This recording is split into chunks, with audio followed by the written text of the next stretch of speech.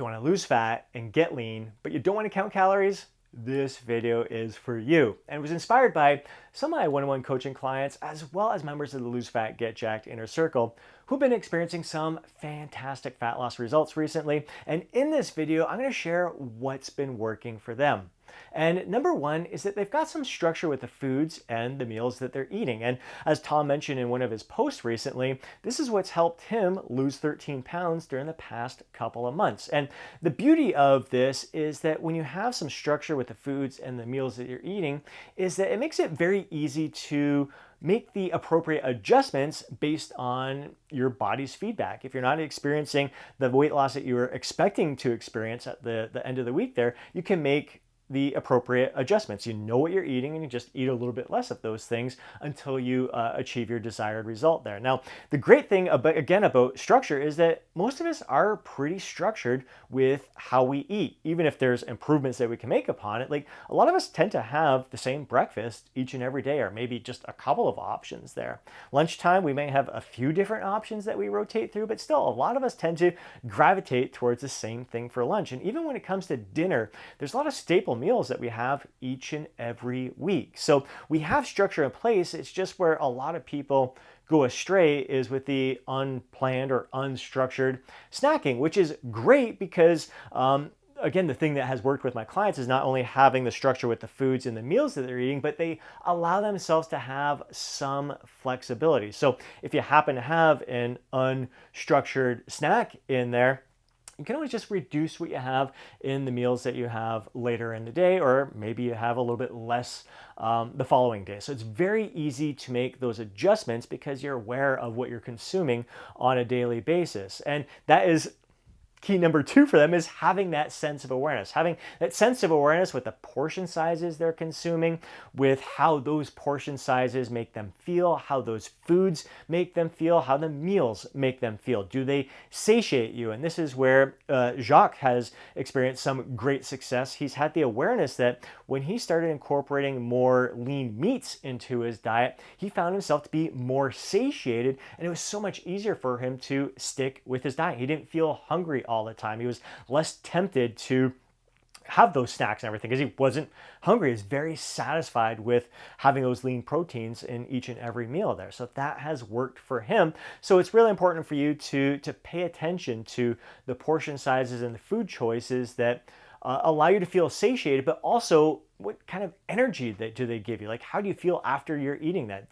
Are you able to sustain your energy throughout? Do you have a spike in energy and then you crash? Or do some foods and some meals like make you feel like full, bloated, and sluggish, and you're just not performing your best in a lot of those things? Or maybe you don't quite have the mental clarity that you'd like to have with these foods. So you kind of know where you can make those improvements. And that's having that sense of awareness to what you would like to improve with your nutrition. So maybe you're experiencing the kind of weight loss you desire each and every week, but you're thinking to yourself, you know what, I seem to be, although I'm experiencing great results, I would really like to improve upon the quality of foods that I'm consuming. I seem to be consuming a lot of processed foods, so I like to try to work in some more whole, natural, nutrient-rich foods in there and see if that has an impact on my energy levels, my performance, and just how I'm feeling overall, including the satiety. So if you decide that, hey, I want to try to incorporate more veggies in every meal that I'm eating, see if that has an impact on your satiety and your energy overall, and then your weight loss at the end of the week, that's a huge bonus. So the structure in place with the foods and the meals, as well as the awareness, is absolutely key here. And tied into awareness is feedback, the feedback that your body is giving you when it comes to your scale weight. So I do highly recommend that you step on the scale each and every day, detach emotion from that experience. A lot of factors can cause an increase in weight or a big drop in weight. And again, I want you to have that heightened sense of awareness. So you see that number on there. So if the scale weight goes up a little bit, or it doesn't go down as much as you were expecting it to that day, think to yourself, like, what did I eat yesterday?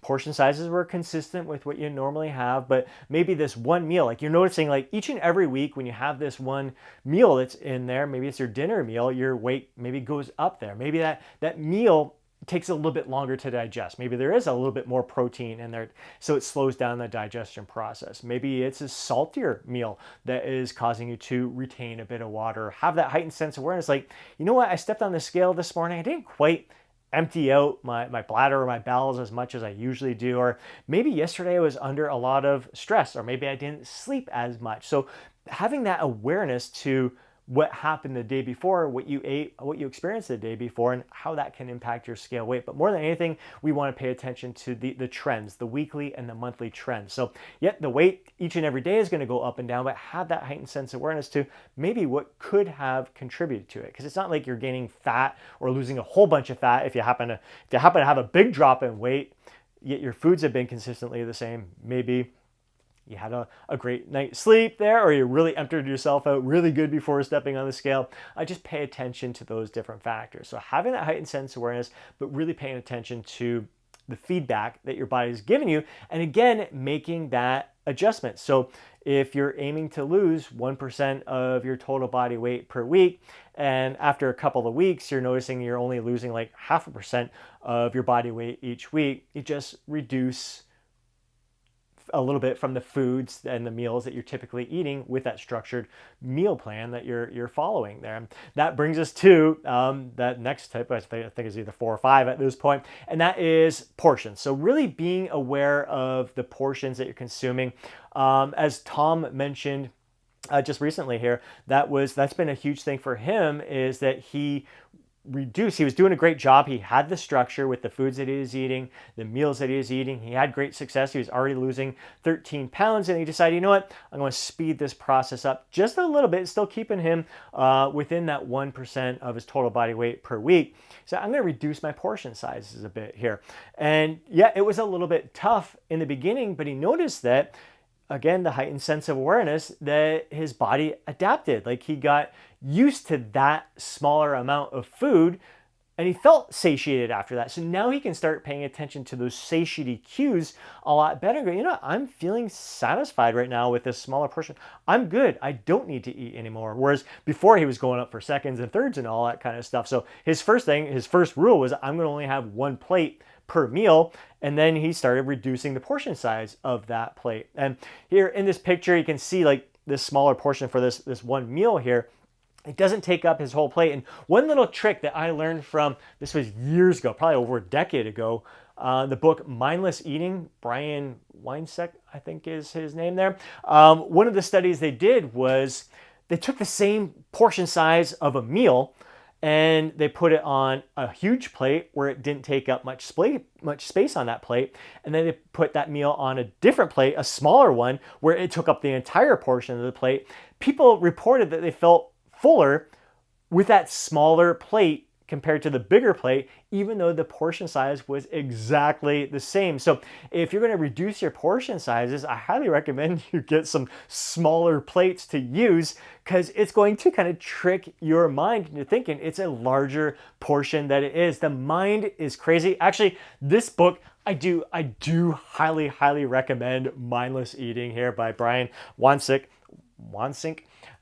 So many different studies, like even like the large variety you have in here. They placed a bowl of M&Ms that had just one color and a bowl of M&Ms that was the multicolor there at a party. And when the bowl with the multicolors, like people ate more when there's more variety of colors in the bowl than just the one single color in there. So really learning all these different little mind tricks when it comes to portion control is absolutely huge. So like kind of tying all of these things together, having the structure with the foods and the meals that you're eating, having that heightened sense of awareness with the portion sizes, and making the appropriate adjustments based on the feedback that your body's giving you. Just recognizing that this is a process. It takes time to really develop that heightened sense of awareness to how you're feeling, and really paying attention to those satiety cues. And there's going to be times when you do go a little bit overboard, and you just learn from those experiences. You learn to be a little bit more responsible in those situations, because you now have that heightened sense of awareness to how you feel when you do eat more than you desire, more than you should, when you eat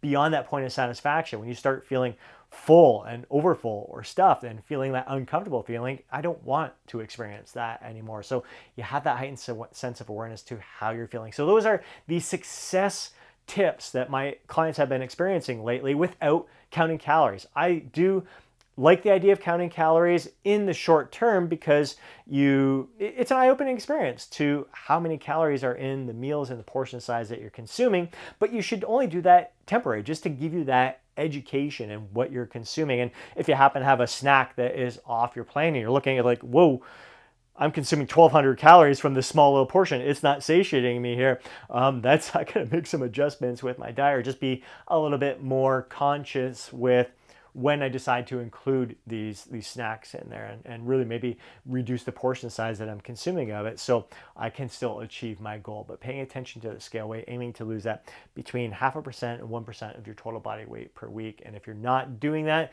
just adjust the portion sizes that you're consuming. It's really keep things simple. That's where I'm at right now in this journey. I don't track my calories anymore unless I'm doing a video where I'm like showing you what 2,000 calories a day looks like there.